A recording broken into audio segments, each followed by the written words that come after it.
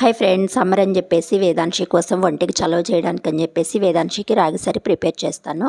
అది ఎలా అంటే ముందు ఒక టీ గ్లాస్ రాగులు తీసుకోవాలి. వాటిని నానపెట్టుకోవాలి. 1 అవర్ నానిపోయిన తర్వాత బాగా వాష్ చేసుకొని ఒక మిక్సీ జార్లోకి తీసుకొని మెత్తగా స్మూత్ పేస్ట్ లాగా గ్రైండ్ చేసుకోవాలి. గ్రైండ్ చేసుకొని దీన్ని వడకట్టుకోవాలి. అప్పుడు మనకి రాగి పాలు ప్రిపేర్ అయిపోతాయి.